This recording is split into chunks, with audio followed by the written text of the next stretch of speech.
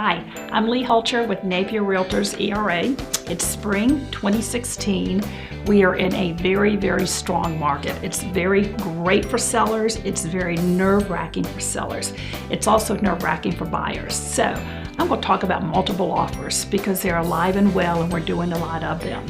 The first thing to think about is that from a buyer's standpoint, don't be afraid of them. You know, if you get it, awesome. But if you don't get it, so we've spent a little bit of time thinking about what's important to you, and that is good knowledge to use for another time if you go and put it, if you don't get it, you go to another offer. So don't be afraid of them, because if you don't jump in, you're guaranteed you will not buy that house. You have to at least get involved in the game.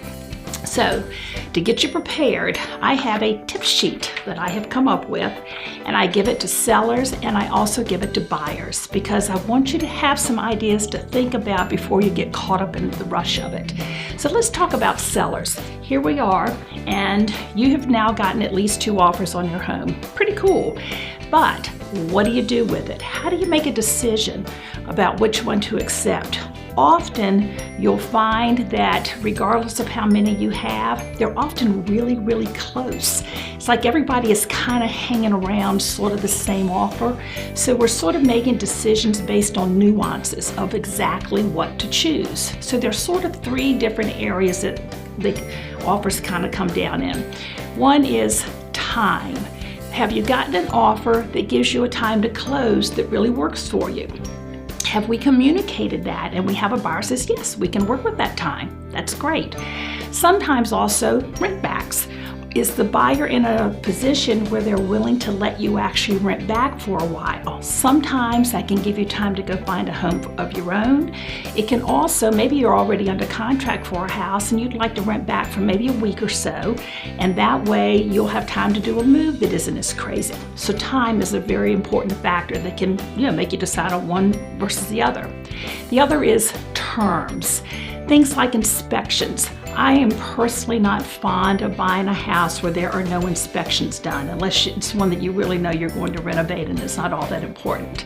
But can your buyer maybe go and say, well, they'll pick up the first $1,000 of costs that come out of the inspections, maybe the first $10,000 in costs, depending on the price of the house and what's involved.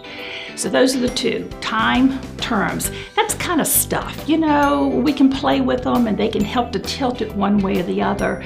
But what most people really think about generally is the money piece of it. And that does begin to get very important, and it's where having your ducks in a row, particularly if you're a buyer, being prepared, ready to go, so that when that seller is looking at your offer, they know that you've got your money in place and that you're well prepared to move forward if your offer is accepted. So what's involved with the money? First, it's what are you going to offer? This is not the time to come in really low to try to lowball something. If you know there are going to be multiple offers, then probably you ought to put in an offer that's at least pretty close, if not at the asking price, even somewhat above the asking price. That can often get it for you. Secondly, what % of down payment are you doing? If you have the ability and you can put more money in as your down payment, the higher you can get that percentage up, the better off that seller is going to be looking at what you're offering because they know that you've got good financial wherewithal. Also, the size of the deposit. We are not a market here in the Richmond metropolitan area that says, oh, all deposits are 1% of the sales price. We just don't kind of work that way. We often are actually under 1%, but maybe put in 1%, maybe do 5%. Again, if you have the wherewithal, being able to put a heftier deposit down can often tilt it your way. We also have escalators. This is where you actually offer above the highest bid that comes in, and we can kind of talk about that. But you don't want to make it funny money, because if we get the price of it too high, then we can run into appraisal issues.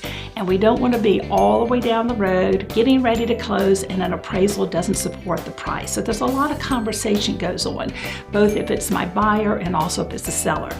So that's kind of from the seller standpoint, a little bit from the buyer's standpoint. What I'd really like to address is buyers. I had an open house several weeks ago. I bet I had 90 people come.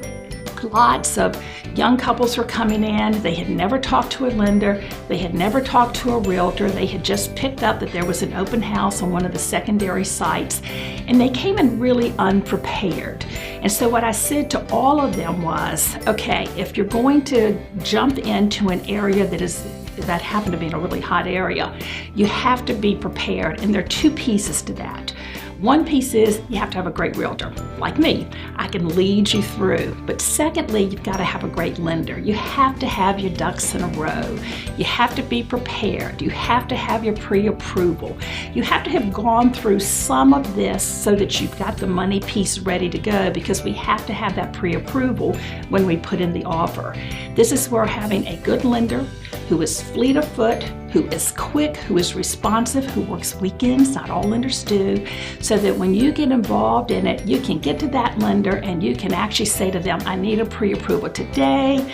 Yes, I want one written for more than what I told you I wanted to. I know I qualify. I want the house. That's why I love working with Movement Mortgage.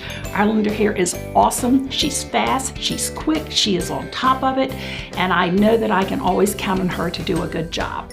So to sum it up, you have time issues, you have terms, you have money issues.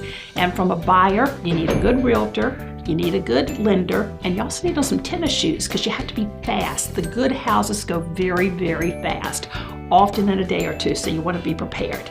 So I have this. I got this yesterday at a listing. The granddaughter was decorating them and she gave it to me. I thought it was very cute. But getting in multiple offers is not simple. It's not just a nice little white egg. It is actually multicolored, multifaceted, and it's something that you want to lay your nest egg, and you want it to be a wise one, and you want to be prepared so it all works out well for you. This is Lee Hulcher with Napier Realtors ERA. Have a great first purchase, second purchase, third purchase, and don't be afraid of multiple offers. Thanks so much. For more information on home loans, visit movement.com.